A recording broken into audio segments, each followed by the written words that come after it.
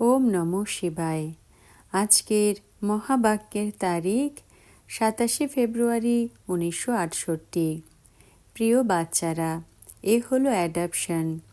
অসীম জগতের বাবা দত্তক নিয়ে থাকেন স্বর্গের মালিক বানানোর জন্য। একদম কাঁটাদের বসে শিক্ষা দিয়ে থাকেন। প্রবেশও তিনি কাঁটার মধ্যেই করেছেন, তো কাঁটার ওপরেও ভালোবাসা রয়েছে না, তাই তো তাদের ফুল বানিয়ে থাকেন। ওম নমঃ শিবায়।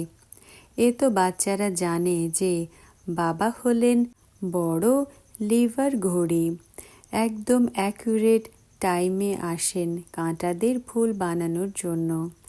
সেকেন্ডও কম বেশি হতে পারে না। এও মিষ্টি বাচ্চারা জানে এই সময় হলো কলিযুগ, কাঁটার জঙ্গল। তো যারা ফুল হয়ে থাকে তাদের এই অনুভূতি আসা উচিত যে আমরা ফুল হতে চলেছি। প্রথমে তো কাঁটা ছিলাম, কেউ ছোট কাঁটা তো কেউ বড় হয়, কেউ অনেক দুঃখ দিয়ে থাকে, কেউ একটু কম। এখন বাবার ভালোবাসা তো সবার সাথে রয়েছে, গায়নও রয়েছে, কাঁটার সাথেও ভালোবাসা, তো ফুলের সাথেও ভালোবাসা। প্রথমে কার সাথে ভালোবাসা রয়েছে? বলা হবে কাঁটার সাথে ভালোবাসা রয়েছে। এত ভালোবাসা রয়েছে যে পরিশ্রম করে কাঁটাদের ফুল বানিয়ে দিয়ে থাকেন। এসেছেনই কাঁটার দুনিয়াতে, আর কাঁটার মধ্যেই প্রবেশ করে ফুল বানিয়ে থাকেন। এতে সর্বব্যাপীর কথাই হতে পারে না। একেরই মহিমা হয়। মহিমা হয় আত্মার, যখন শরীর ধারণ করে পার্ট প্লে করে। শ্রেষ্ঠাচারীও আত্মাই হয়, তো ভ্রষ্টাচারীও আত্মা হয়। আত্মা শরীর ধারণ করে যেমন যেমন কর্ম করে ওই অনুসারে বলা হয় এ তো কুকর্মী, এ হলো সুকর্মী। এই জীবের আত্মা হলো সুকর্মী। আত্মা ভালো বা খারাপ কর্ম করে। তখন বাবা লিখেছিল যে ভগবানুবাদ। নিজের কাছে প্রশ্ন করো, সত্যযুগী দৈবী ফুল নাকি কলিযুগী আসুরি কাঁটা? কোথায় সত্যযুগী, কোথায় কলিযুগী, কোথায় ডেটি, কোথায় ডেভিল? অনেক পার্থক্য রয়েছে না? যারা কাঁটা হবে তারা নিজেদেরকে ফুল বলতে পারে না। ফুল হয়ই সত্যযুগে, কলিযুগে হয় না। এখন এ হলো সঙ্গম যুগ, যখন তোমরা কাঁটা থেকে ফুল হয়ে থাকো। বাবা শিক্ষা দিয়ে থাকেন যে এমন এমন করে লেখো, তো মানুষ নিজের থেকেই বুঝতে পারবে যে এটা ঠিক। আমরা তো হলাম পুরনো জুতো। এতে এটাও লেখা উচিত যে যদি ফুল হতে চাও তো নিজেকে আত্মা মনে করো, আর ফুল বানান যে বাবা, সেই পরমপিতা পরমাত্মাকে স্মরণ করো, তো তোমাদের তমগুণী অবগুণ বের হয়ে যাবে, আর তোমরা তমপ্রধান থেকে শতপ্রধান হয়ে যাবে। বাবা এমন দিয়ে থাকেন। বাচ্চাদের কাজ হলো কারেক্ট করে রিফাইন করে ছাপানো। এই পত্র এরোপ্লেন থেকেও নিচে ফেলা উচিত, তো সব মানুষ চিন্তায় পড়ে যাবে। নারদেরও কথা রয়েছে না? নারদ ছিল ভক্তের মধ্যে শিরোমণি। যেমন মালার 8 দানা হলো মুখ্য, একে বলা হবে জ্ঞানের শিরোমণি। সে গুরুরা সব ভক্তি শেখায়। জ্ঞান তো একইবার শেখানো হয়, ভক্তি শেখানো হয় 63 জন্ম। জ্ঞান তো এক বাবাই দিয়ে থাকেন। শাস্ত্র আদি যা রয়েছে তাতে ভক্তির জ্ঞান রয়েছে। বাস্তবে তাকে ভক্তির অজ্ঞান বলা হবে, কিন্তু অজ্ঞান বললে রেগে যাবে, এই জন্য ভক্তির জ্ঞান বলা হয়। ভক্তির দ্বারা দুর্গতি হয় এমন লিখলে ভক্তরা বিরক্ত হয়। হলো তো এমনই, তাই না? জ্ঞান এক হলো সদ্গতির জন্য। অন্ধশ্রদ্ধা ভক্তির জ্ঞান হলো দুর্গতির জন্য।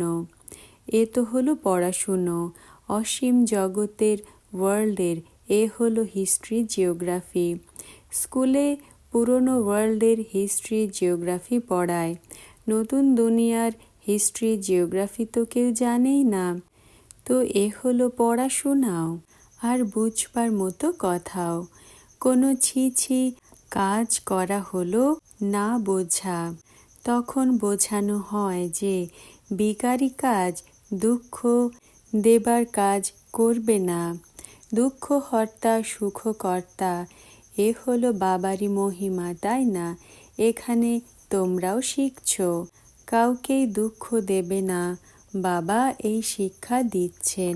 সদা সুখ দিতে থাকা এই অবস্থা তাড়াতাড়ি হবে না। সেকেন্ডে বাবার থেকে বর্ষা তো নিতে পারো, বাকি যোগ্য হতে সময় লাগে। বুঝতে তো পারে যে অসীম জগতের বাবার বর্ষা স্বর্গের বাদশাহী। তোমরা বুঝিয়েও থাকো, পারলৌকিক বাবার থেকে ভারতের বিশ্বের বাদশাহী মেলে। তোমরা বিশ্বের মালিক ছিলে।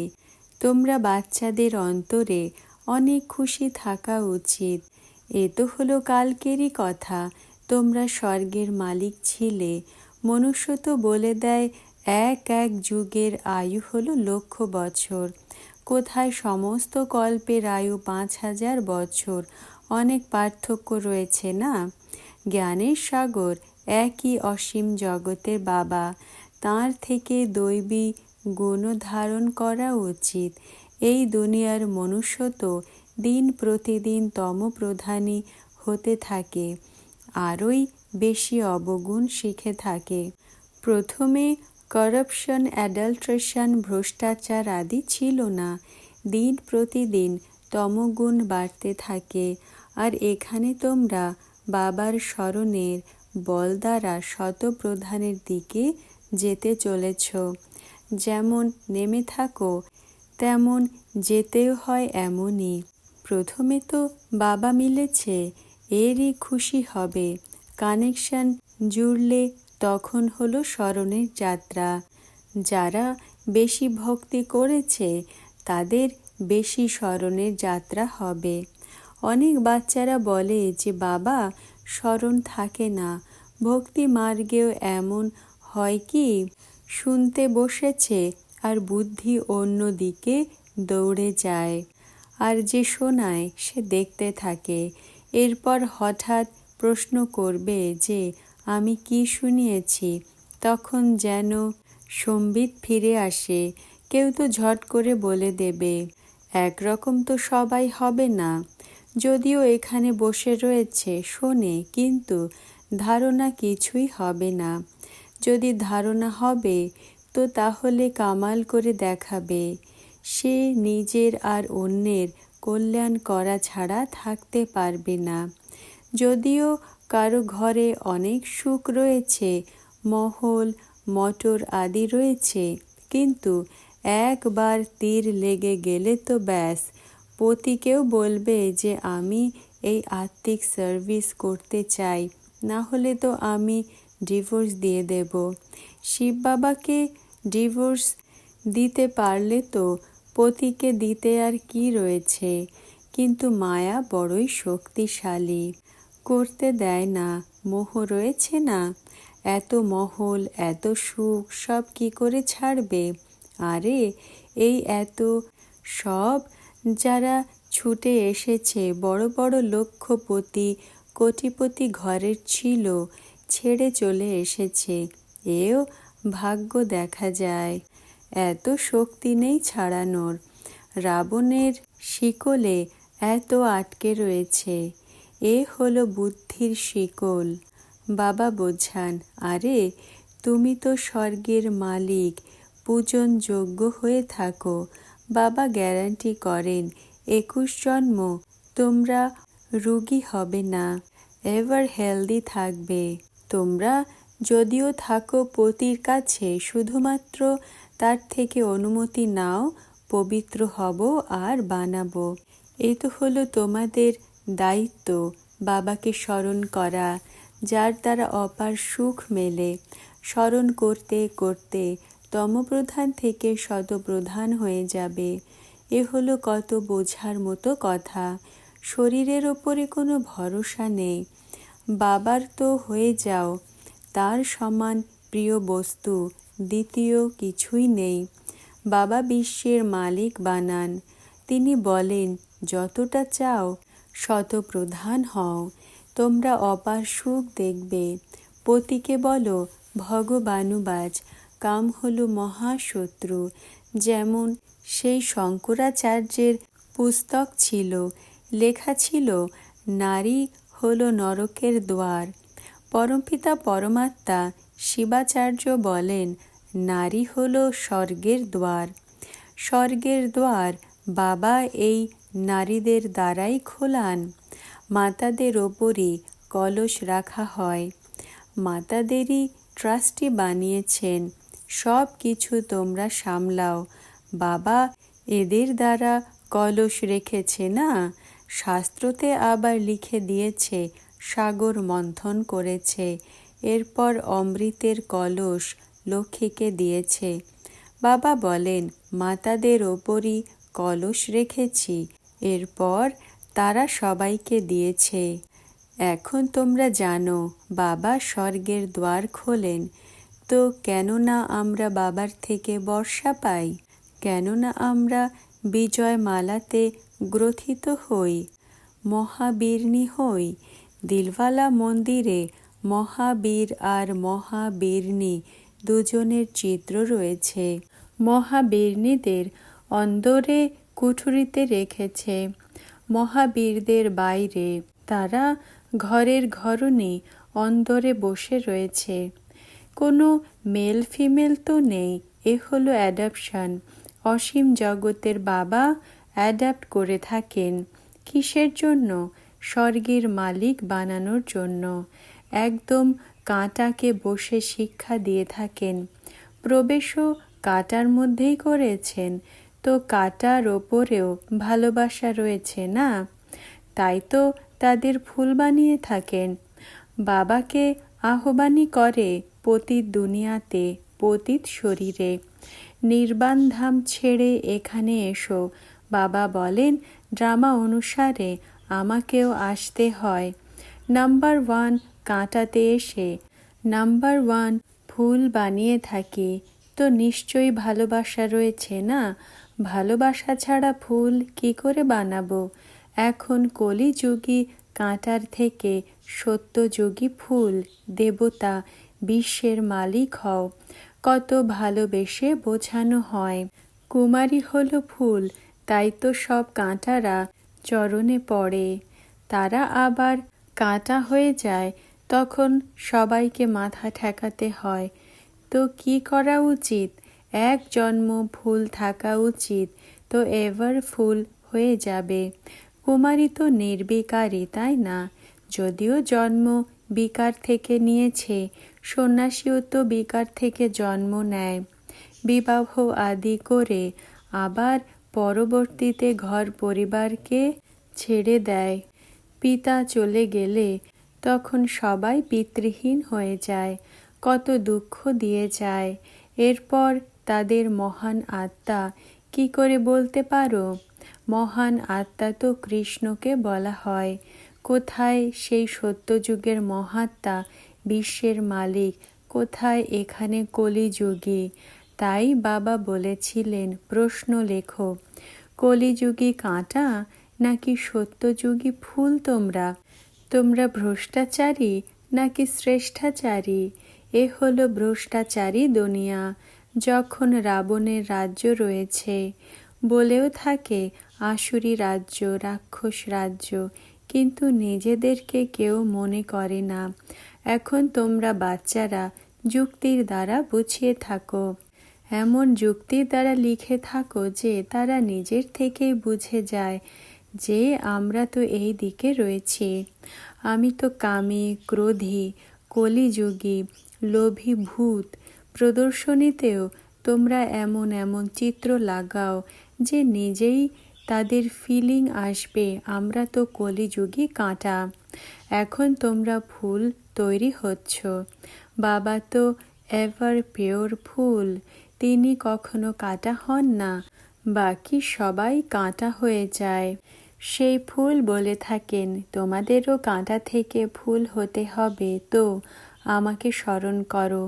মায়া হলো কত প্রবল, তো কি তোমাদের মায়ার হতে হবে? বাবা তোমাদের নিজের দিকে টানেন, মায়া নিজের দিকে টানতে থাকে। এ হলো পুরনো জুতো।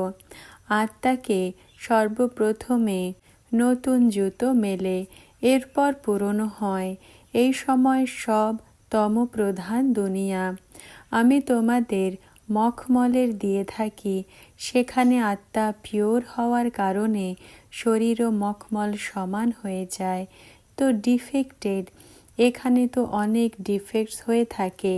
সেখানে ফিচার্স তো দেখো কত সুন্দর রয়েছে।